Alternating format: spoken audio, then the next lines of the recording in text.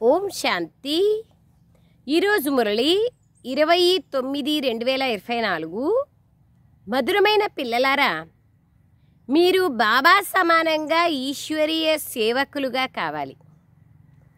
సంగమ యుగంలో పిల్లలైన మీ సేవను చేసేందుకు బాబా వచ్చారు. బాబా సమానంగా ఈశ్వరీయ సేవకులుగా కావాలి. బాబా మన సేవను చేసేందుకు సంగమ యుగంలో వచ్చారు. ప్రశ్న: ఈ పురుషోత్తమ సంగమ యుగమే అన్నింటికన్నా రమ్యమైనది మరియు కళ్యాణకారి. అది ఎలా అంటే గుహ్యమైనది మరియు కళ్యాణకారి అయినది ఎలా? జవాబు: ఈ సంగమ యుగంలోనే పిల్లలైన మీరు స్త్రీ పురుషులిద్దరూ ఉత్తములుగా అవుతారు. ఆత్మలే ఉత్తమంగా అవుతారు కదా. భగవద్గీతలో కూడా ఉంది కదా, ఉద్ధరే ఉద్ధరాత్మానం అని చెప్పి ఒక శ్లోకం ఉంది.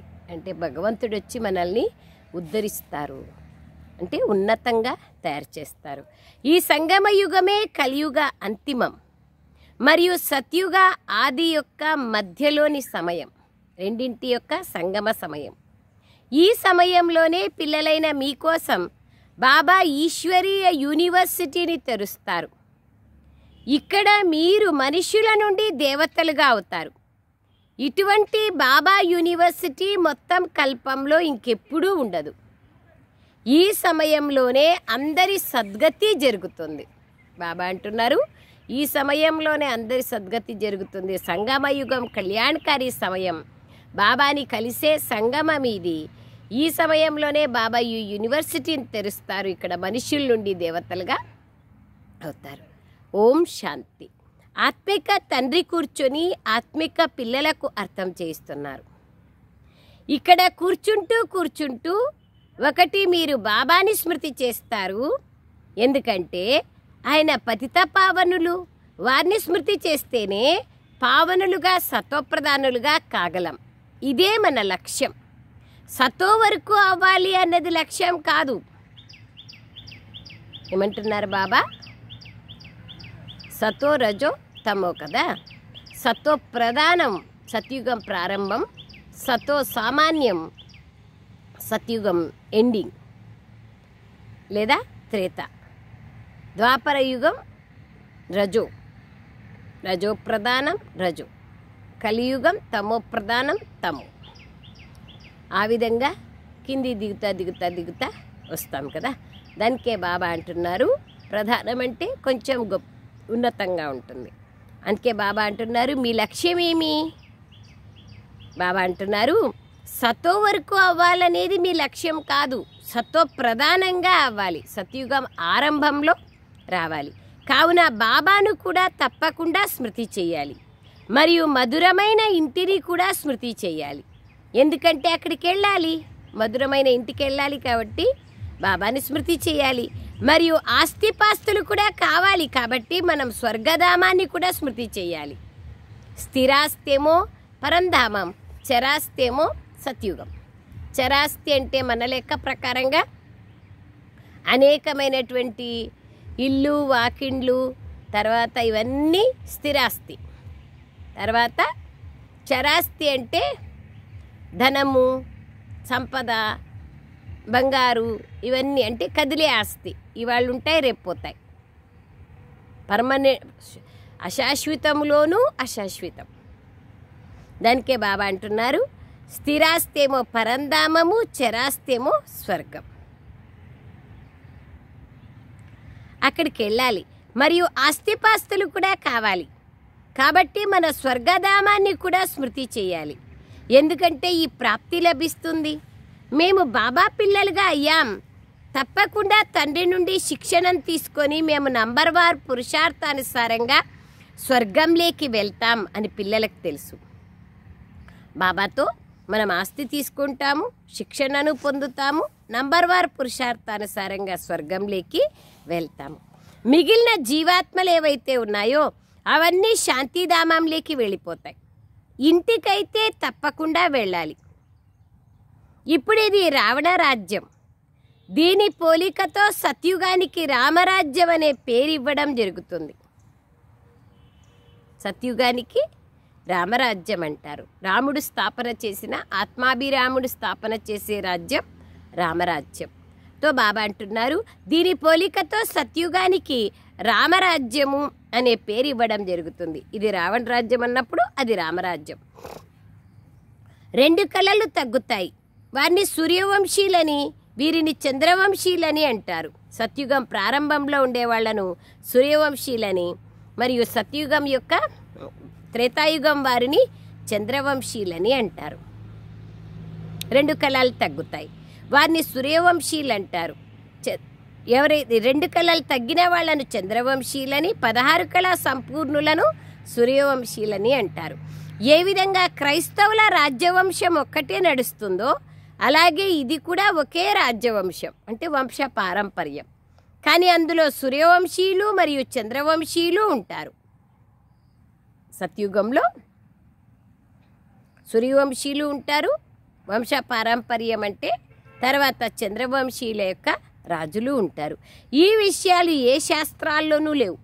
బాబా కూర్చొని అర్థం చేయిస్తారు. దానినే జ్ఞానము లేదా నాలెడ్జ్ అని అంటారు. స్వర్గ స్థాపన జరిగాక ఇక జ్ఞానం యొక్క అవసరం ఉండదు. ఈ జ్ఞానం పిల్లలకు పురుషోత్తమ సంగమ యుగంలోనే నేర్పించడం జరుగుతుంది. మీ సెంటర్లలో లేదా మ్యూజియంలలో పెద్ద పెద్ద అక్షరాలతో సోదరీ సోదరులారా, ఇది పురుషోత్తమ సంగమ యుగం, ఇది ఒకేసారి వస్తుంది అని తప్పకుండా రాయబడి ఉండాలి. పురుషోత్తమ సంగమ యుగం యొక్క అర్థాన్ని కూడా అర్థం చేసుకోరు.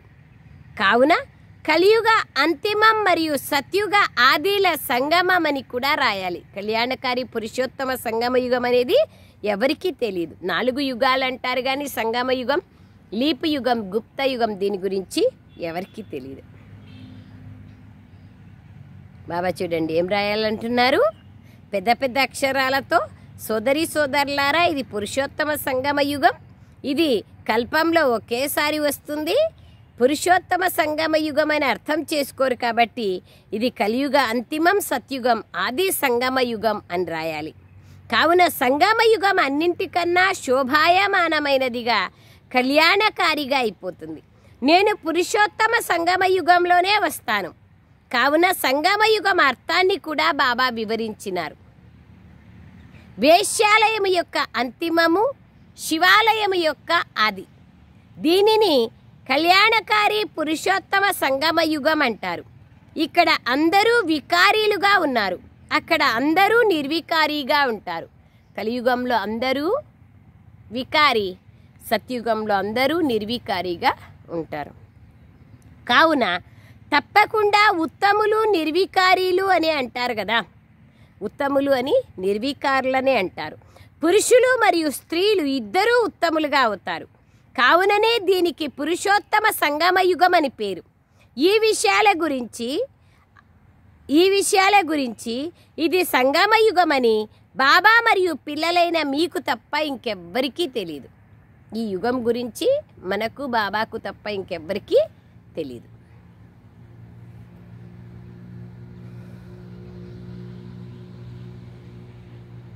పురుషోత్తమ సంగమ యుగం ఎప్పుడుంటుందనే ఆలోచన కూడా ఎవరికి రాదు. అసలు ఆ యుగమే ఉంది అనేది తెలిస్తే కదా. ఇప్పుడు బాబా వచ్చినారు. వారు మనుష్య సృష్టికి బీజరూపులు. వారికే అతి గొప్ప మహిమ ఉంది. తాను జ్ఞాన సాగర్లు, ఆనంద సాగర్లు, పతిత పావనులు. జ్ఞానము ద్వారా సద్గతిని ఇస్తారు. మీరు ఎప్పుడూ భక్తి ద్వారా సద్గతి లభిస్తుంది అని అన్నారు. భక్తి జ్ఞాన వైరాగ్యాలు కానీ భక్తి ద్వారా సద్గతి లభిస్తుంది అన్నారు. జ్ఞానము ద్వారా సద్గతి లభిస్తుంది. మరియు సద్గతి సత్యుగంలోనే ఉంటుంది. మరి తప్పకుండా కలియుగ అంతిమం మరియు సత్యుగ ఆదిల సంగమ యుగంలోనే బాబా వస్తారు.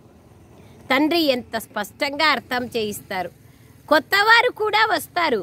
ఖచ్చితంగా కల్పకల్పము ఏ విధంగా వచ్చారో అలాగే వస్తూ ఉంటారు. రాజధాని ఇదే విధంగా స్థాపన అవుతుంది. మనం సత్యమైన ఈశ్వరీయ సేవాదారులమని పిల్లలైన మీకు తెలుసు. వారొక్కరినే చదివించారు కదా. తండ్రి వచ్చినారు అంటే అనేక మందిని చదివిస్తారు. అక్కడ చెప్పినారు కదా, కేవలం అర్జునునికి మాత్రమే గీతోపదేశం చేసినారు కృష్ణుడు అని. ఒక్కరినే ఎట్లా చదివిస్తారు? తో బాబా అంటున్నారు, మనం సత్యమైన ఈశ్వరీయ సేవాదారులమని పిల్లలైన మనకు తెలుసు. బాబా ఒక్కరినే చదివించరు, ఒకరు చదువుతారు, మళ్ళీ వీరి ద్వారా మీరు చదువుకొని ఇతరులను చదివిస్తారు.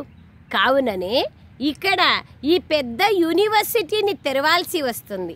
ఇలా మొత్తం ప్రపంచమంతటిలో ఇంకే యూనివర్సిటీనూ లేదు. అలాగే ప్రపంచానికి ఈశ్వరీయ యూనివర్సిటీ అంటూ ఒకటి ఉంటుంది కదా, ఇది కూడా తెలీదు.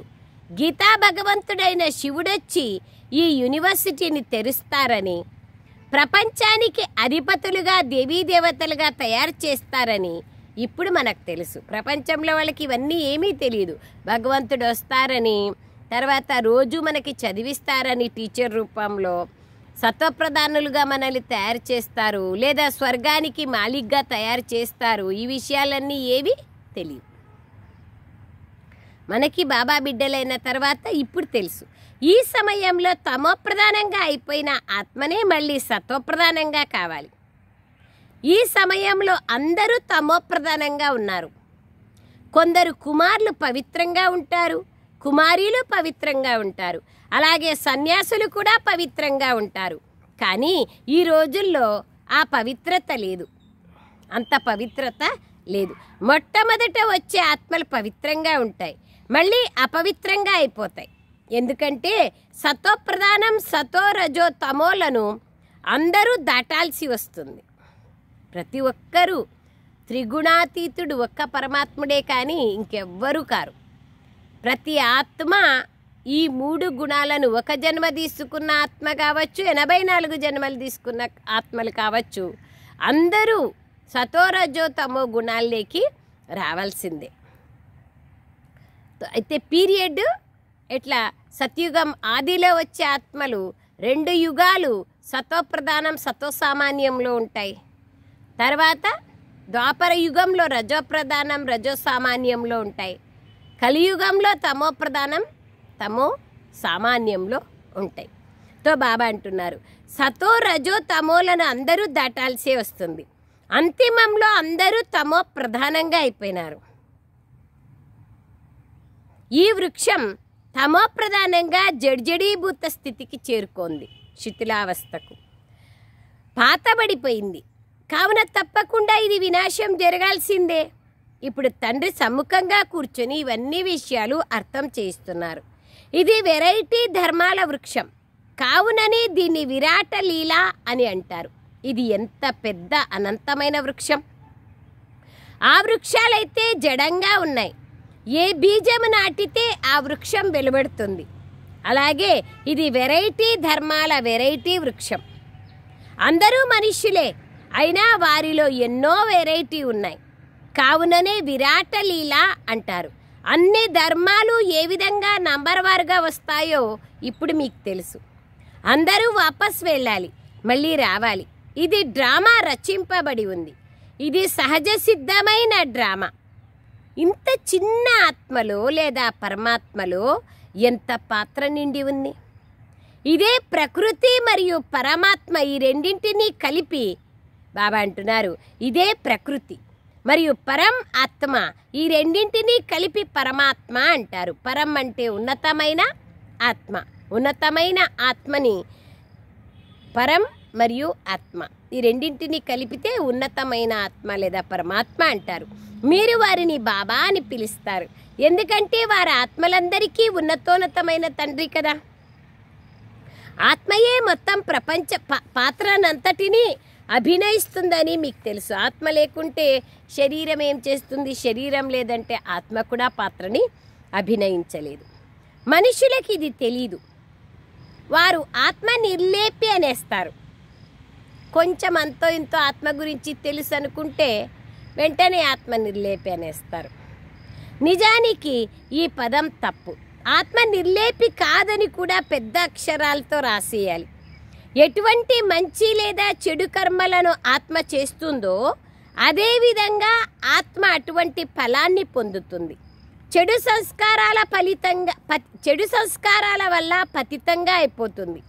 కావుననే దేవతల ముందుకెళ్ళి వారి మహిమను గాయనం చేస్తారు. ఇప్పుడు మీకు 84 జన్మల గురించి తెలుసు. ఇది ఇతర మనుషులు ఎవ్వరికీ తెలియదు. అసలు 84 లక్షల జీవరాశులు అన్నప్పుడు ఇంకా 84 జన్మల యొక్క హిస్టరీ జియోగ్రఫీ ఎలా తెలుస్తుంది? మీరు 84 జన్మలు తీసుకుంటారని నిరూపించి చెప్తే మరి శాస్త్రాలన్నీ అసత్యమైనవే అని అడుగుతారు. ఎందుకంటే రకరకాలుగా శాస్త్రాల్లో రాసేస్తున్నారు కదా. అన్ని జన్మల్లోకెల్లా మానవ జన్మ దుర్లభమైనది అని చెప్పడానికి భిన్న భిన్నంగా రాసేస్తున్నారు.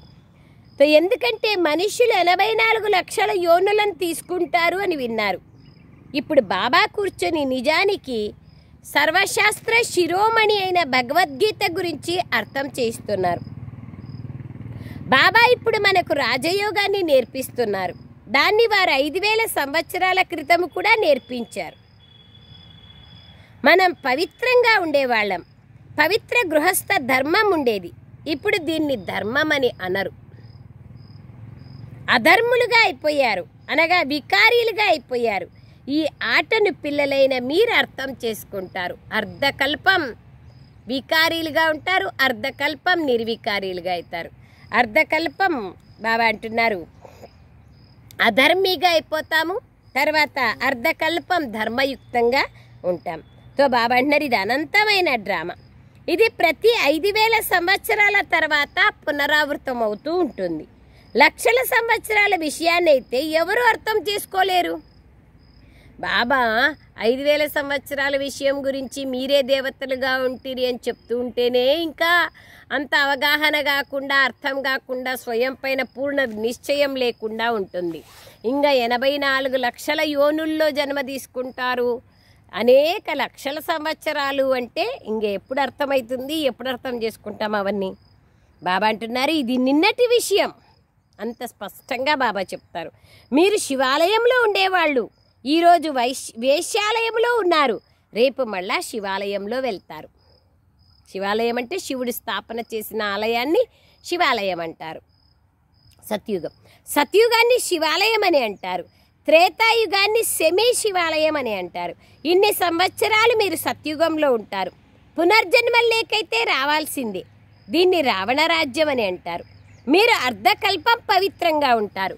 గృహస్థ వ్యవహారంలో ఉంటూ కమల పుష్ప సమానంగా పవిత్రంగా కాండి అని బాబా అంటారు. కుమారులైతే ముందే పవిత్రంగా ఉన్నారు. కాబట్టి ఇటువంటి గృహస్థంలోకి వెళ్ళకండి, లేకపోతే మళ్ళీ పవిత్రంగా అయ్యేందుకు పురుషార్థం చెయ్యాల్సి వస్తుంది అని వారికి అర్థం చేయించడం జరుగుతుంది. బాబా అంటున్నారు కుమారులైతే పవిత్రంగా ఉంటారు, వివాహం చేసుకుంటే అపవిత్రులైతారు. ఇంకా టైం లేదు కదా, ఇంకా లాస్ట్ జన్మ కదా ఇప్పుడు అని బాబా మనకు అర్థం చేయిస్తున్నారు. పావనులుగా కాండి అని భగవాన్ వాక్యం ఉంది. కావున అనంతమైన తండ్రి మాటను అంగీకరించాలి కదా. మీరు గృహస్థ వ్యవహారంలో ఉంటూ కమల పుష్ప సమానంగా ఉండగలరు. తండ్రి ఇప్పుడు 21 జన్మల వరకు పతితంగా అవ్వడం నుండి రక్షిస్తే మళ్ళీ పిల్లలకు పతితులుగా అయ్యే అలవాటు ఎందుకు నేర్పిస్తారు? బాబా మనకు నేర్పిస్తున్నారు.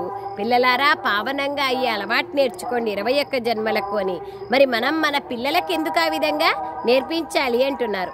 ఇందులో కుల మర్యాదలను ఏమనుకుంటుందో అనే భావనను కూడా వదిలేయాలి. కొంతమంది వాళ్ళకిష్టం ఉన్నా కూడా బయట వాళ్ళు ఏమనుకుంటారో అని చాలామంది తన పిల్లల్ని బలి చేస్తూ ఉంటారు. ఇది అనంతమైన విషయం. కుమారులైతే అన్ని ధర్మాలలోనూ ఎంతోమంది ఉంటారు, కానీ సురక్షితంగా ఉండడం కాస్త కష్టమవుతుంది. ఎంతైనా రావణ రాజ్యంలో ఉంటారు కదా. విదేశాల్లో కూడా ఇలా ఎంతోమంది మనుషులు వివాహం చేసుకోరు, చాలామంది చేసుకోరు. ఆర్ఎస్ఎస్లో ఉండేవాళ్ళు చేసుకోరు, సత్యసాయి సంస్థల్లో ఉండేవాళ్ళు చేసుకోరు. చాలామంది వివాహం చేసుకోకుండా ఉండేవాళ్ళు ఉన్నారు. సేవకు అర్పణమయ భావంతో ఉండేవాళ్ళు. బాబా అంటున్నారు మళ్ళీ వృద్ధాప్యంలో తోడు కోసం వివాహం చేసుకుంటారు. విదేశాల్లో కూడా ఈ విధంగా ఉంటారు. అంతేకాని అశుద్ధ దృష్టితో కాదు.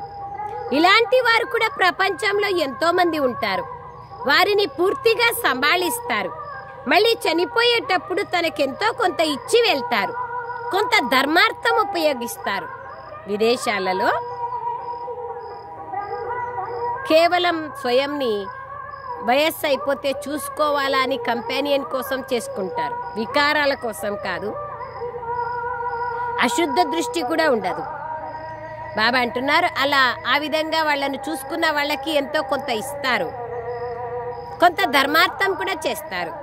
చారిటీ రాసిచ్చేస్తారు ಯಾವುದೋ ఒక సంస్థకి, ఆర్గనైజేషన్కి. ట్రస్ట్ని ఏర్పరిచి వెళ్తారు. విదేశాల్లో కూడా ఎంతో పెద్ద పెద్ద ట్రస్టులు ఉంటాయి, చాలా పెద్ద పెద్ద ట్రస్టులు ఉన్నాయి కదా. అవి ఇక్కడ కూడా సహాయం చేస్తూ ఉంటాయి. ఆ ట్రస్ట్ నుంచి ఇక్కడ కూడా సహాయం జరుగుతూ ఉంటుంది. పెద్ద పెద్ద ట్రస్టులు ఉంటారు, ట్రస్టీలు ఉంటారు, చాలా ఒక పెద్ద ఆర్గనైజేషన్ ఉంటుంది. అనేక ఆధ్యాత్మిక కార్యకలాపాలు చేస్తూ ఉంటారు. దాది జానకీజీ పేరుతో కూడా ట్రస్ట్ ఏర్పాటై ఉంది కదా, జానకి దాది ట్రస్ట్, దాది జానకి ట్రస్ట్ అని చెప్పి. విదేశాల్లో ఆర్థిక సేవ, అనేక రకాలైన సేవ చేయడం కోసం ఏర్పాటు చేసి ఉన్నారు. ఇక్కడ బాబా అంటారు, అవి ఇక్కడ కూడా సహాయం చేస్తూ ఉంటాయి. విదేశాలకు కూడా సహాయం చేసే ట్రస్టులు ఇక్కడ ఏవి ఉండవు. అక్కడి నుంచి ఇక్కడికి సహాయం చేస్తాయి కానీ ఇక్కడి నుంచి అక్కడికి చేసేట్టు ఉండవు. ఇక్కడ పేదవారు ఉన్నారు, వారు ఏం సహాయం చేస్తారు? అక్కడ వారి దగ్గర అయితే ఎంతో ధనం ఉంటుంది. భారతదేశం నిరుపేదగా ఉంది కదా. భారతవాసుల పరిస్థితి ఎలా ఉందో చూడండి. భారతదేశం ఎంత గొప్ప కిరీటంగా ఉండేది. ఇది నిన్నటి విషయం. 5000 సంవత్సరాల క్రితం స్వర్గం ఉండేది అని వాళ్ళు కూడా భావిస్తారు క్రిస్టియన్స్. తండ్రియే దాన్ని తయారు చేస్తారు. పతితులను పావనంగా తయారు చేసేందుకు తండ్రి ఏ విధంగా పైనుండి కిందికి వస్తారో మీకు తెలుసు. బ్రహ్మ శరీరంలో ఎట్లా ప్రవేశం చేస్తారు అనేది మనకు తెలుసు.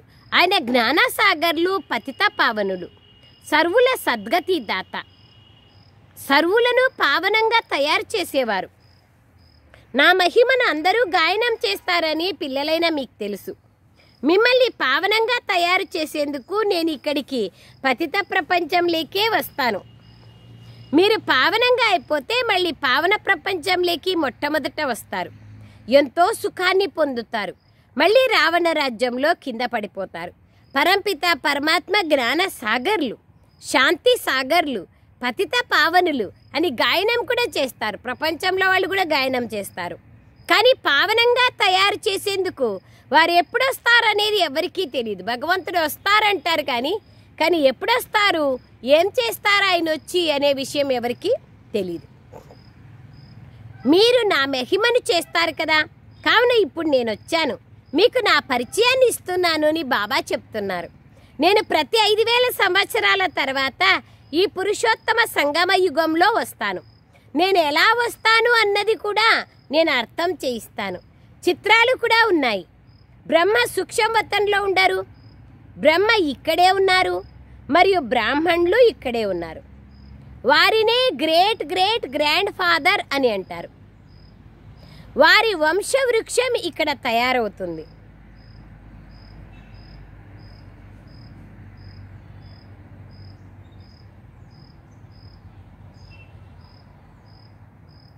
మనుష్య సృష్టి వంశవృక్షమైతే ప్రజాపిత బ్రహ్మ నుండే వెలువడుతుంది.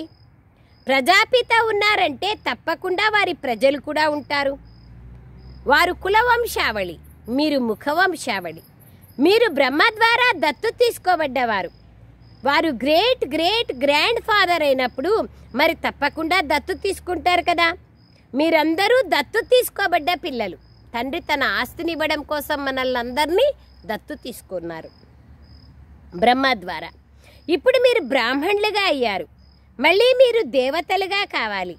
శూద్రుల నుండి బ్రాహ్మణులుగా, మళ్ళీ బ్రాహ్మణుల నుండి శూద్రులుగా కావడానికి ఎంత టైం పడుతుంది? బ్రాహ్మణుల నుండి దేవతలుగా, దేవతల నుండి మళ్ళీ శూద్రులుగా. ఇది పల్టీల ఆట. విరాట రూప చిత్రం కూడా ఉంది. అక్కడి నుండి అందరూ ఇక్కడికి తప్పకుండా రావాలి. పరంధామం నుంచి ఇక్కడికి ఎప్పుడైతే అందరూ వచ్చేస్తారో అప్పుడు మళ్ళీ రచయిత కూడా వస్తారు. వారు రచయిత, డైరెక్టర్ మరియు కర్మ కూడా చేస్తారు. ఓ ఆత్మలారా, మీకు నా గురించి తెలుసా? ఆత్మలైన మీరందరూ నా పిల్లలే కదా.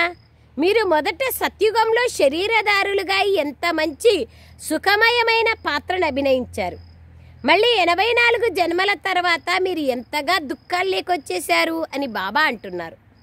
డ్రామాకు రచయిత, డైరెక్టర్ మరియు అందులోని ముఖ్య నటులు ఉంటారు కదా. డ్రామాలో డైరెక్టర్ ఉంటారు, అందరూ ఉంటారు, ప్రొడ్యూసర్ ఉంటారు, నిర్మాతలు ఉంటారు, హీరో హీరోయిన్ యాక్టర్స్ కూడా ఉంటారు. అందుకే బాబా అంటున్నారు,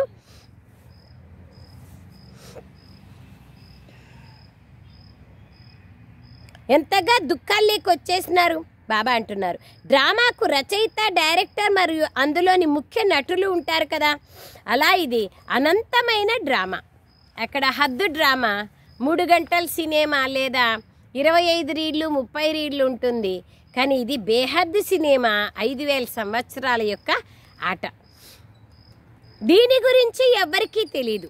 భక్తి మార్గంలో ఎటువంటి విషయాలను తెలియచేస్తారంటే వాటి వల్ల మనుషుల బుద్ధిలో అవే విషయాలు కూర్చొని ఉండిపోయినాయి. మధురాతి మధురమైన పిల్లలు, ఇవన్నీ భక్తి మార్గం యొక్క శాస్త్రాలని బాబా చెప్తున్నారు. భక్తి మార్గంలో ఎన్నో సామాగ్రులు ఉన్నాయి. బీజము విస్తారమై వృక్షమైనట్లుగా ఇంత చిన్న బీజము నుండి ఎంతో పెద్ద వృక్షం వెలువడుతుంది, అపారంగా వ్యాపించిపోతుంది. భక్తి కూడా అంతే, విస్తారం. జ్ఞానం బీజం, అందులో ఎటువంటి సామాగ్రి అవసరం లేదు. జ్ఞానంలో కేవలం స్వయంని ఆత్మ అని తెలుసుకొని బాబాని జ్ఞాపకం చేసుకోవడమే అవసరం. తో స్వయాన్ని ఆత్మగా భావిస్తూ తండ్రినైనా నన్ను స్మృతి చేయండి. ఇంకా ఇక్కడ ఏవి వ్రతాలు, నోములు అవి ఏవీ లేవు. అవన్నీ ఆగిపోతాయి, ఆవశ్యకత లేదు కదా. మీకు సద్గతి లభిస్తుంది. ఆ తర్వాత ఇంకే విషయం యొక్క అవసరము ఉండదు అని బాబా చెప్తున్నారు. మీరే ఎంతో భక్తిని చేశారు. దాని ఫలాన్ని మీకు ఇచ్చేందుకు నేను వచ్చాను. భక్తి ఫలాన్ని భగవంతుడు ఇచ్చేందుకు వచ్చారు. దేవతలు శివాలయంలో ఉండేవాళ్ళు కదా. ఇప్పుడు మందిరాల్లోకి వెళ్ళి వారి మహిమను గాయనం చేస్తారు. మధురాతి మధురమైన పిల్లలు, నేను 5000 సంవత్సరాల క్రితం కూడా మీకు స్వయాన్ని ఆత్మగా భావించండి. దేహము యొక్క సర్వ సంబంధాలను వదిలి నన్నొక్కడనే స్మృతి చెయ్యండి అని చెప్పాను. తద్వారా యోగాగ్ని ద్వారా మీ పాపాలన్నీ భస్మమైపోతాయి అని బాబా అంటున్నారు. బాబా ఏదైతే అర్థం చేయించారో దాన్ని కల్పకల్పము అర్థం చేయిస్తూ వచ్చారు. గీతలో కూడా కొన్ని పదాలు బాగున్నాయి. మన్మనాభవ, మధ్యాజీభవ, అశరీరి భవ, ఇవన్నీ ఏవైతే ఉన్నాయో గీతలోని శబ్దాలు. నేను ఇక్కడికి వచ్చాను అని శివబాబా అంటున్నారు. నేను ఎవరి శరీరం లేకైతే వస్తానో అది కూడా తెలియచేస్తాను. బ్రహ్మ ద్వారా సర్వవేద శాస్త్రాల సారాంశాన్ని మీకు వినిపిస్తున్నాను. చిత్రాన్ని కూడా చూపిస్తారు, కానీ అర్థాన్ని అర్థం చేసుకోరు. శివబాబా ఏ విధంగా బ్రహ్మతనువు ద్వారా సర్వశాస్త్రాలు మొదలైన వాటి సారాన్ని వినిపిస్తారో ఇప్పుడు మీరు అర్థం చేసుకున్నారు. శివబాబా బ్రహ్మ ద్వారా సర్వవేద శాస్త్రాల సారాంశాన్ని ఎలా వినిపిస్తారో ఇప్పుడు మీకు తెలుసు. 84 జన్మల డ్రామా రహస్యాన్ని కూడా మీరు అర్థం చేయిస్తారు. ఇతడి అనేక జన్మల అంతిమ జన్మలోనూ అంతిమ సమయంలో నేను ప్రవేశిస్తాను. ఇతడే మళ్ళీ మొదటి నంబర్లోని యువరాజుగా అవుతారు. మళ్ళీ 84 జన్మల్లోకి వస్తారు. ఈయనే వస్తారనే విషయం ఎవరికి తెలీదు. అచ్చా, मीठे मीठे सिखलदे बच्चों प्रति माता पिता बाप दादा का याद प्यार और गुड मॉर्निंग. रूहानी बाप की रूहानी बच्चों को नमस्ते. हम रूहानी बच्चों की रूहानी माता पिता बाप दादा को याद प्यार गुड मॉर्निंग और नमस्ते नमस्ते नमस्ते. बाबा नमस्ते, थैंक यू बाबा. సారాంశం, ఈ రావణ రాజ్యంలో ఉంటూ పతిత లోకం ఏమనుకుంటుంది అనే భావనను, కుల మర్యాదలను వదిలి బేహద్దు తండ్రి విషయాన్ని అంగీకరించాలి. గృహస్థ వ్యవహారంలో ఉంటూ కమల పుష్ప సమానంగా ఉండాలి. గృహస్థ వ్యవహారంలో ఉంటూ కమల పుష్ప సమానంగా ఉండాలి. రెండో పాయింట్, ఈ వెరైటీ విరాట లీలను బాగా అర్థం చేసుకోవాలి. ఈ డ్రామాను యథార్థంగా బాగా అర్థం చేసుకోవాలి. ఇందులో పాత్రను అభినయించే ఆత్మ నిర్లేపి కాదు. ఒకవేళ పాత్రను అభినయించే ఆత్మ నిర్లేపి అయితే అందరూ ఒకే రకంగా పాత్రని అభినయించాలి కదా, అట్లా లేదు కదా, డిఫరెన్సియేషన్ ఉంది. అయితే ఆత్మ నిర్లేపి కాదనే అర్థం. మంచి చెడు కర్మలను ఆత్మే చేస్తుంది మరియు దాని ఫలాన్ని కూడా ఆత్మనే పొందుతుంది. ఈ రహస్యాన్ని అర్థం చేసుకొని శ్రేష్ఠ కర్మలను చేయాలి. కర్మ, అకర్మ, సుకర్మ యొక్క వికర్మ యొక్క అర్థాన్ని తెలుసుకొని, రహస్యాలను తెలుసుకొని శ్రేష్ఠ కర్మలనే చేయాలి. వరదానం, తండ్రి సంస్కారాలను తమ ఒరిజినల్ సంస్కారంగా తయారు చేసుకొని శుభ భావన శుభ కామన ధారిగా కండి. బాబా యొక్క సంస్కారాలే మన సంస్కారాలు, మన ఒరిజినల్ సంస్కారాలు. అలాంటి శుభ భావన శుభకామన దారిగా కండి. వివరణ, ఇప్పటి వరకు కూడా కొంతమంది పిల్లలలో ఫీలింగ్ లేకొచ్చే, పక్కకు తప్పుకునే, పరచింతన చేసే భిన్న భిన్న సంస్కారాలు ఉన్నాయి. అంటే దేహాభిమానం యొక్క సంస్కారాలు. ఏం చేయాలి? ఇది నా సంస్కారము అని వీరంటూ ఉంటారు. నా అన్న ఈ పదమే పురుషార్థాన్ని డీలా చేసేస్తుంది. ఇది రావణ్ణి వస్తువు, నాది కాదు. తండ్రి సంస్కారం ఏదో అదే బ్రాహ్మణుల ఒరిజినల్ సంస్కారం. ఈ సంస్కారము విశ్వ కళ్యాణకారి, శుభచింతనదారి, అందరి పట్ల శుభ భావన శుభకామన దారిగా ఉంటారు. బాబా ఏమంటున్నారంటే ఈశ్వరీయ సంస్కారాలు ఏవైతే ఉన్నాయో అవే బ్రాహ్మణుల సంస్కారాలు, బ్రాహ్మణుల సంస్కారాలు ఏవైతే ఉన్నాయో అవే విశ్వ కళ్యాణకారి, శుభచింతనదారిగా, శుభ భావన శుభకామనదారిగా ఉంటారు. తో బాబా అంటున్నారు భిన్న భిన్న సంస్కారాలన్నీ సమాప్తమైపోతాయి. పురుషార్థంలో ఈ నేను నాది అనే సంస్కారమే డీలాగా చేసేస్తుంది. స్లోగన్, ఎవరిలో అయితే సమర్థత ఉంటుందో వారే సర్వశక్తుల ఖజానాకు అధికారులు. ఖజానా ఎవరిలో ఉంటుందో వారే సమర్థంగా ఉంటారు. సమర్థత ఉంటుంది అంటే వారే అన్ని ఖజానాలకు అధికారిగా కూడా ఉంటారు. అచ్చా, ఓం శాంతి. Thank you Baba, thank you.